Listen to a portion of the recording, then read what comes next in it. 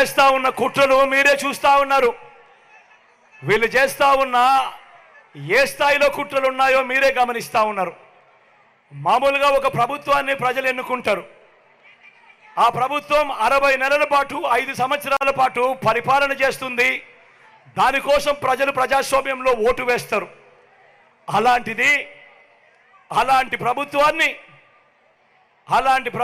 దెబ్బతీయడం కోసం, అలాంటి ప్రభుత్వాన్ని ఇబ్బందులు పెట్టడం కోసం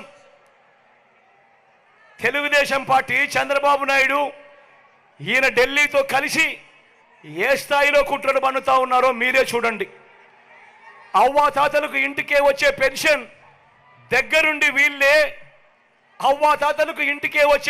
దగ్గరుండి వీళ్ళే రాకుండా చేశారు. నేను అడుగుతా ఉన్నా, అవ్వాతాతలకు ఇన్ని సంవత్సరాలుగా మీ జగన్ అవ్వాతాతలకు ఇంటికి నేరుగా పెన్షన్ పంపిస్తా ఉన్నాడు.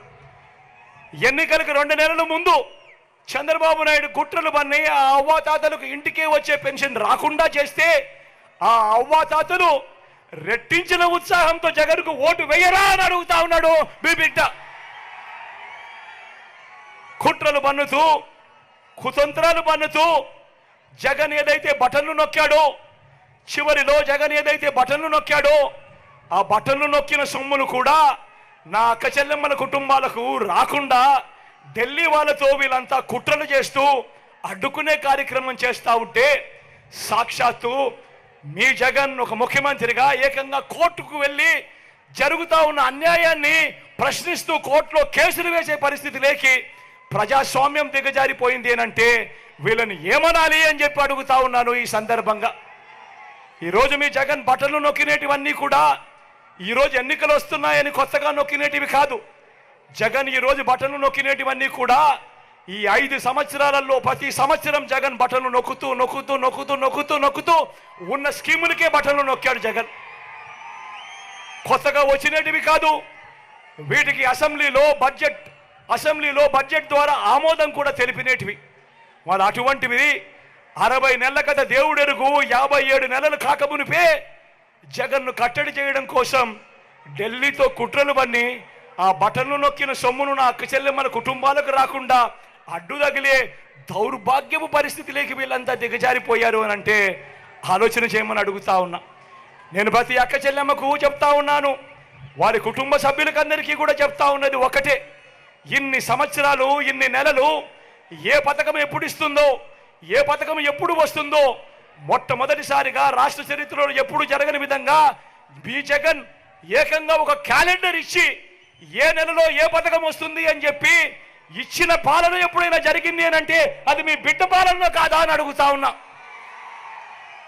మరి ఇన్ని నెలలు ఇన్ని సంవత్సరాలు మీ జగన్ క్రమం తప్పకుండా క్యాలెండర్లో చెప్పిన విధంగా ప్రతి నెల ఇస్తూ పోతా ఉన్న మీ జగన్కు ఇబ్బందులు పెట్టడానికి చివరిలో కట్టడి చేస్తే మాత్రం నా అక్క చెల్లెమ్మల కుటుంబాలు ఊరుకుంటారా అని అడుగుతా ఉన్నాడు మీ బిడ్డ.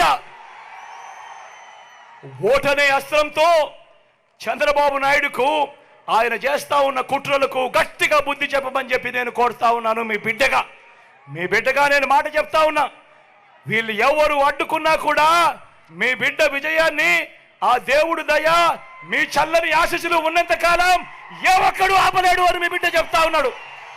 మళ్ళీ మీ బిడ్డే అధికారంలోకి వస్తాడు.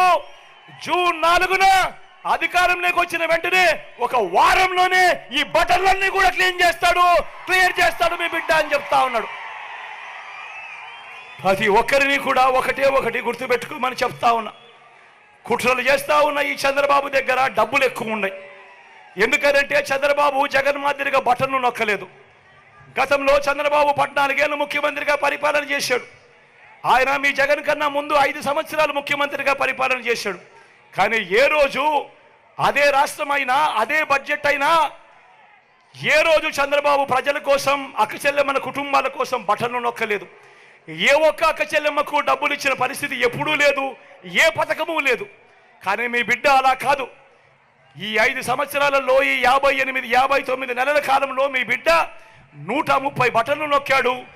ఏకంగా 2,70,000 కోట్ల రూపాయలు నా అక్క చెల్లెమ్మల కుటుంబాల ఖాతాలకు మీ బిడ్డ పంపాడు. కాబట్టి మీ జగన్ దగ్గర చంద్రబాబు మాదిరిగా డబ్బులు ఉండకపోవచ్చు, చంద్రబాబు దగ్గర ప్రజలను దోచేసిన సొమ్ము చాలా ఉంది.